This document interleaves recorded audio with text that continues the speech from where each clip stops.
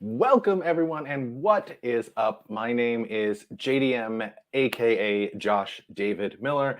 I've helped more than 100 startup founders launch or scale their product, and this is my weekly office hours where I just open myself up to any and all questions from you guys.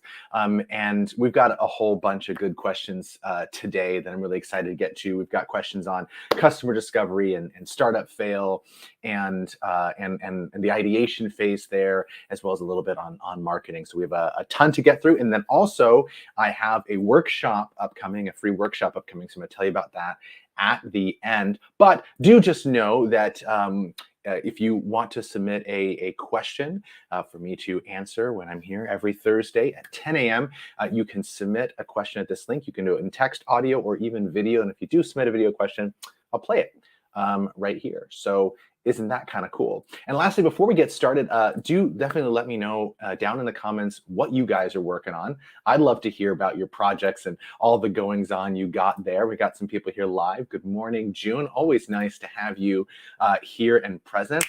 Let's dive in. So our first question was from Ryan last week, and I just didn't have a chance to get to it, but it was, what are great questions asked during customer discovery? And I love this question because embedded in it is a really core, really great assumption of the startup process, which is that we have to be with customers and talk to customers and do all of that really early on. And that's totally true and totally right. And I love that that's kind of how we're focusing on it. So let's kind of break it down. Basically, it's gonna really specific. It'll come down to what exactly is the thing you need to learn next, and that's more of a more complicated startup question. So I want to answer that a little bit, and then give a little bit of advice to how to ask those questions, because those two things kind of go together. So on the big picture side, like you have a startup you're working on, you're trying to figure out some next step that might be, am I onto the right problem? Am I onto the right solution? Am I onto the right pricing model? Is this the right feature to build first? How important is that feature? Right? There could be so many different things that you're trying to learn, but there's one really important thing that you're trying to learn next. And another way to think about like what is the most important question that I'm going to ask is to think about it from a pirate metrics perspective. That's awareness, acquisition, activation, retention, revenue, and referral. And the reason it's called pirate metrics is because that's an acronym, AAARRR, which would be R, and therefore pirate metrics, for those of you who are not inducted into the startup land for that. But if you think about those, are a chain of metrics that lead to a successful business, right? So you have to acquire customers somehow. They become aware of you somehow, and then they enter your ecosystem. So you've acquired them, and then once you've acquired them, you have to activate them. They get some value out of your thing. So now they're yours essentially. And then once they're in your ecosystem, once they're in your product, you have to capture revenue from them. You need to retain them for a period of time so you can keep acquiring revenue from them. And then hopefully you get some type of viral loop, which we would call referrals. So if you think about those as a long chain, you have to master them from beginning to end, because it really doesn't make any difference what your retention strategy is or how effective your retention strategy is if you can't get customers into the product in the first place. There's nobody to retain. So if you think about them in that sequence, you think about like, what is the most important metric I'm focused on right now, and what could I possibly look at to tweak that? And you'll find like, what is the most important thing I need to learn next? So those are the kinds of things you need to ask customers.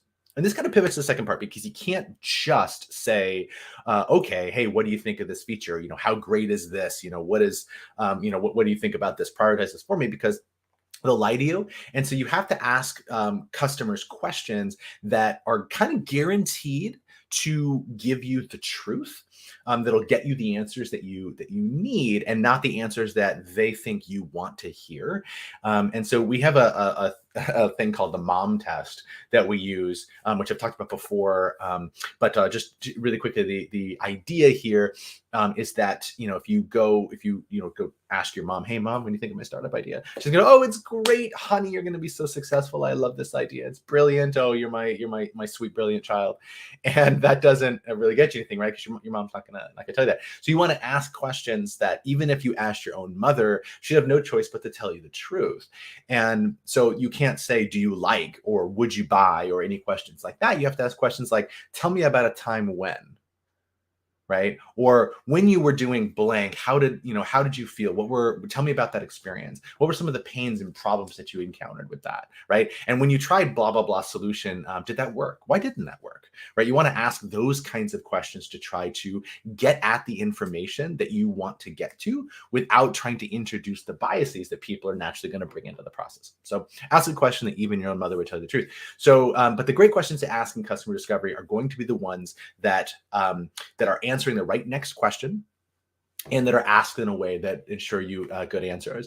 A good rule of thumb is if you're like really in the early customer discovery stages, like really early on, first just try to make sure that there's a group of people out there that have the problem, that the problem's significant, and that the problem's not only like large enough in size, that there's a large customer population of people who have the problem, but also that they feel the problem acutely enough that they're willing to pay to solve it. That's really what you want to focus on in the early days, and then you can start focusing on solutions. And so those are the kinds of questions that you want to ask. Hope that's helpful, Ryan.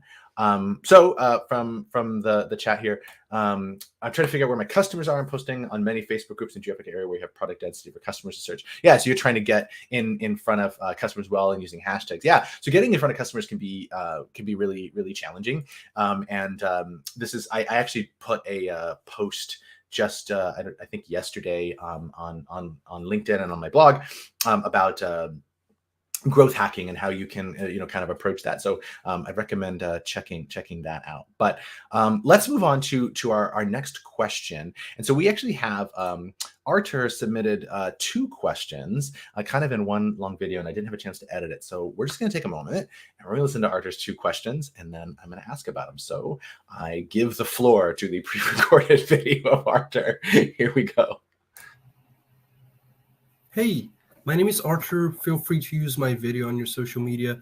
My question is, what is the main type of startup that people try to start and that ends up failing? Like how can I explain this? It's a bit hard. I didn't prepare that much, I'll admit. There are some conceptions people always look at. Oh, Uber, Netflix, and they say like, everyone has heard the phrase, I will be the Uber of X, like of this industry. What is one of the main types of startups that people think they can start and they never do, never works? Or what is the main reason that startups fail? I don't know if my previous question was answerable. But what is the main reason that startups fail? I'm pretty sure this is a question you've gotten plenty of times. And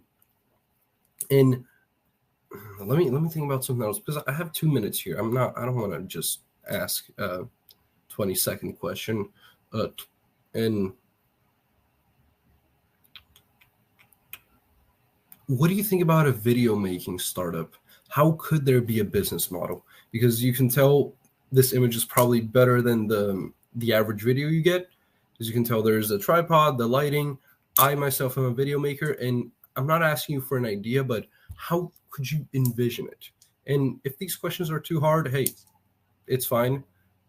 Yeah, but thank you very much.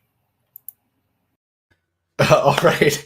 I love that. Are these questions too hard? Try to stump me. Do your best. I have natural limits, and I encourage you to find them. Yeah, let's dive in. So I think I got both your questions right. Thank you so much for taking time to ask them thoughtfully. So your first one here was kind of like, what are some common reasons that startup fail? Kind of how do they go about the process of failing? I hope I captured that correctly. And this actually connects back to Ryan's thing about customer discovery, because I think the biggest reason that startups fail, regardless of what kind of startup it is, whether it's anything from a service business to a scalable software as a service startup to a web app to anything, is going to fail for the same reason, which is they're going to fall and collapse under the weight of their own assumptions.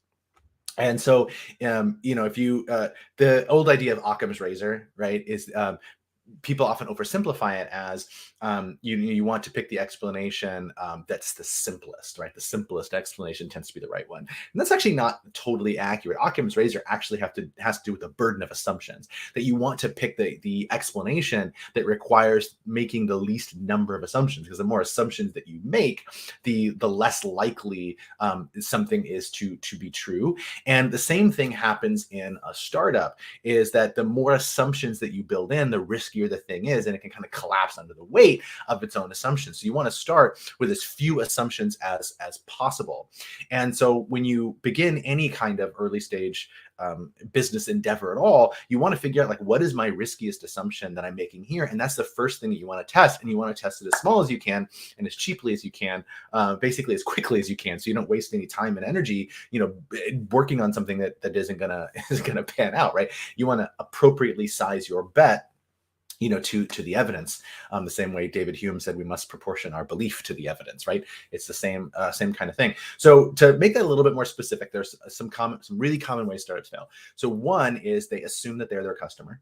That's a really common way. Like, I know, like, I have this problem, therefore other people have this problem, and therefore they think about this problem the same way I do, and therefore if I solve this for me, I solve it for them, and I can make money. It's really tempting to think that, but it's actually complete bullshit. It's totally not true. It's not true at all. And if you think that you're the same as your customer, I'm going to challenge you this way. You created a business to solve this problem, and they didn't. That's a huge difference, right? And there's probably a lot more out there as well. So don't assume that just because you have a problem that they do as well. So that's a really big problem. Don't assume you're your customer. There's lots more. One that I was definitely gonna hit on, that Laura dropped in the chat. She definitely knows what she's talking about here, like quality of the team, right? So we always say like that team is one of the biggest reasons a startup fails, and that can look like a lot of different. There are a lot of different ways that can look. Again, the quality of the team, but also the relationships of the team and team dynamics and all that. How you go about the surfacing and the handling and the resolution of conflict and all of that stuff. So that's so many. There's so much that we could like spend time like really unpacking why startups fail with regard to team. But there's that. Other reasons are scaling too soon. I actually just wrote about this on my blog the other day because it's something that I see a lot of time. Because in fact, the statistic is 74% of startups fail by scaling prematurely, and that has to do with, again, making bets that are too big before you have the evidence and trying to do too much and get more efficient before you can do that. So you want to make sure that you are again making a bet that makes sense with regard to how much is in the pot and how much about all the other players' hands, right? And that's the part that people forget. It's like, oh, well, it's a really big opportunity, so I'm going to put a really big bet. Well, it's like, yeah, but you don't know what else is going on here. You don't have all the data yet, so you want to spend time getting all the data. So those are some of the big reasons. No, you didn't steal my thunder. I appreciate the comment there, and you're totally right. It's a lot of team dynamics. My buddy Eric here. Yes, culture is a big reason, and Eric knows from of what he speaks. So yes, so team is really big. Definitely one of the biggest reasons that startup fails. So I'm gonna say those three, and I'll stop there. But those are the biggest three reasons that I think any startup fails. And so, Artur, the second part of your question, like what might a video creation startup look like? Not looking for an idea, but kind of an approach for like how you do that. So this is great because what you're doing is you're starting with what I would call your pre-existing capabilities, right? So you have the ability to do X, right? You can create videos, you understand lighting, you understand camera position. I'm assuming you also understand editing, and all those kinds of things as a filmmaker. So you have these operational capabilities that you can leverage. That's fantastic, right? And so now you're saying like, all right, so I want to create some type of business, with that skill. So the first like fork in the road is what you mean by startup. So there's a so-called scalable startups. Those are the ones that can blow up really big and, become unicorns and all that. And then there's like what we often call lifestyle businesses, which are businesses that they're not meant to grow to 100 million in revenue and exit. They're meant to create a great living stroke lifestyle for the founders of the business. So something you build up, you make great money at it, you make a living, you're doing something you love, it's a passion project, and yeah, it can make you wealthy and all that stuff, but you're not going to get a $100 million exit from it. So there's that's kind of like two forks in the road. When it comes to, say, agency work, like let's say you wanted to, start a service business that made commercials, right, or something like that, then there's a kind of a natural cap, right, on how big you can get that, and there's like there's like an income threshold, and I know from whence I speak here, in the studio space, where if you get to let's say 1 or 2 million in revenue, there's this like trough of sorrows until you get to probably like 10 million in revenue or somewhere close to that, where it's kind of really, really sucky for the owners. And then once you get beyond 10 million, you can focus on like scaling into a larger agency that has value that could then be acquired, right? So that's a service business. When it comes to film, I'm not an expert in that, so I'm not going to speak too much about that, but there's that. Then on the scalable startup side, you're thinking about, how do I build something that can grow really, really large? And there are lots of, maybe you guys know some and can drop them in the chat, but like there are lots of startups out there, like software-based apps that help people edit videos. And I'm not just talking about NLEs, nonlinear editors like DaVinci Resolve and Premiere and all that stuff. I'm actually talking about like web-based things where you can go in and make cool stuff with video. Like Wave is one.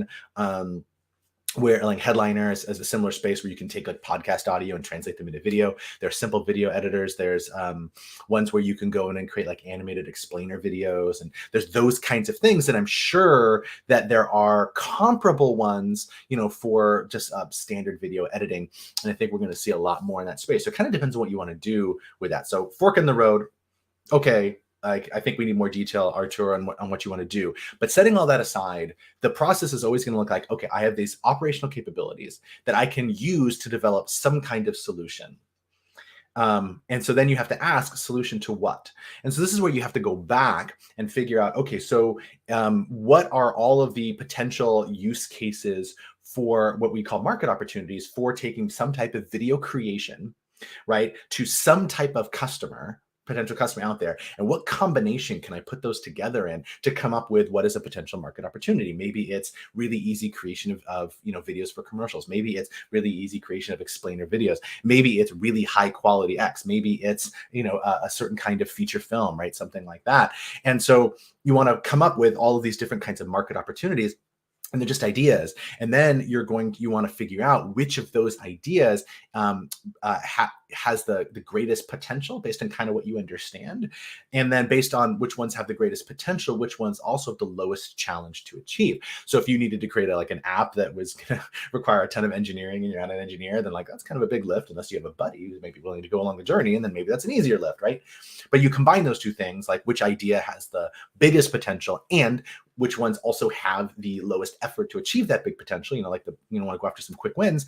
And then you go out and talk to those customers, and to go right back to Ryan's question, and then figure out what are their actual needs, what are their wants, what are their needs, what are their fears, what's the problems and pain that they're experiencing, what are their jobs to be done. And then you can kind of morph that into, okay, this is the real problem that they can solve, that I can solve with my video creation skills. And therefore that is a market opportunity. And if there's enough of those people out there, I can turn this into a pretty cool business. Quick aside.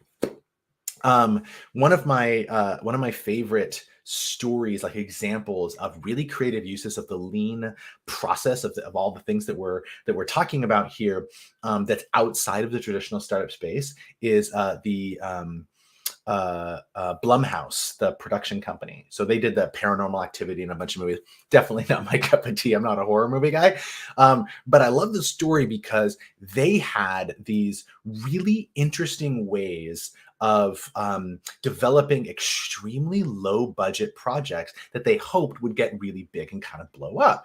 And Paranormal Activity was obviously a really outstanding example of that, and that I think it was like 50 million in revenue against 3/4 of a million budget or something like that. So definitely a really big return on investment. What they did is they said, okay, so what we're going to do is we're going to find all these ways to keep costs down. So how do you do that? Well, one way is we're not going to have car chases or helicopters, because those are really expensive to shoot. So we're going to leave those out, and that's going to help keep our costs down. And they would do other things like say, we're not going to have an A-list actor appear in our movies, because then we're going to have to spend $10 million in getting an A-list actor. So that's not going to really work. So instead, they'd find an actor that was back in the Paranormal Activity days, and that was really popular in the 90s, but whose career has since waned. So they now become maybe a C-list actor, but for the movie-going audience, they'd say, I recognize that person's name. And so that's enough to put legitimacy onto the project, because you're like, oh yeah, that person was in that sitcom I watched in 1995. And so that would be enough to connect it. So they got enough value, but these people are pretty cheap. They could get them for a couple $100,000 maybe. So they would find ways to really keep the cost down. And the reason that they did that wasn't to make a really great movie really cheaply. It was for the purpose of doing kind of what an angel investor does, and that an angel investor doesn't put money into one startup and then hope that it works. They put money into a portfolio of startups, knowing that like if they put money into 10 startups, 4 of them are going to fail outright, money lost, right? A couple of them just skid by, maybe they might make exactly their money back, and that's kind of it. It's a wash. A couple of them will make some money, and maybe they'll make a little money off it, but it's not going to be like a huge thing. But then there's going to be that one that exits for 20x or 30x or 40x or something like that, and gets them a much bigger return on investment and paid for the rest of them. That's like how you manage the portfolio. And that's what Blumhouse was doing. They were creating a bunch of movies really cheaply, because they're creating them so cheaply, you could throw them at the wall and just kind of see what stuck. And I'm like, that's the startup mindset. That's how that's how you can go about thinking about how to perform that, at least from the angel perspective. Since you were a filmmaker, I thought you might appreciate that, Artur. So we've got tools for things for us always included a common process of time, cost, and quality. Choose 2. Yeah, definitely. That's really, really smart. Really smart advice. Okay, I think we had one more question, and I'm gonna answer it quickly because I'm getting short on time here. But this was had to do with what you include in your startup landing page, and the specific question that she was asking had to do with, do I include? It was a service business, and do I include my story on my landing page? And it's a really common question that kind of comes up in a lot of different contexts. Like, do I include it on my landing page? How much do I put that into my pitch, right? Like, where do I fit into this picture? And so I wanted to just drop this down. And it's going to be really obvious, but it's something that's really important to internalize, because it's going to make you a better marketer, a better salesperson, and a better startup founder. And that is to internalize that in whatever the story of your startup is, you're not the hero. Customer's the hero. They're on a journey and you're the guide, and that's it. But they're the hero of the story. So when you're trying to sell anything, when you're trying to sell somebody a product, when you're trying to sell somebody a car, when you're trying to sell somebody on your startup, you're trying to sell somebody to invest in your company, whatever the case is, they're the hero in their story. You are entering their story and offering them a chance to either get a win or avoid a failure, or both. But you're the guide, you're Yoda, you're Gandalf, right? But you're not Luke Skywalker, and you're not Frodo Baggins, right? You're just the guide. And so your story can be very important for communicating how you are a good guide.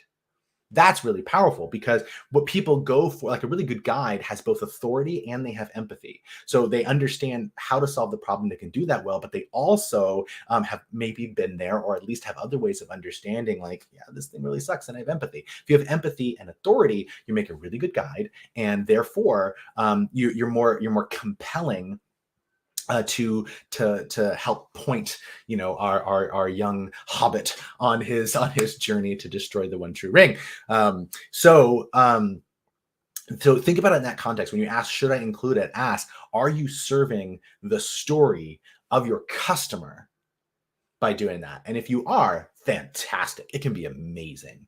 And if you're not, and it's more about, here's how cool I am, then you don't want to do that. In her case, definitely it was the former and not the latter. But that's the kind of thing to watch out for. So in this, I actually want to recommend, and I'll drop a link in the chat, but I want to recommend checking out copywritingexamples.com.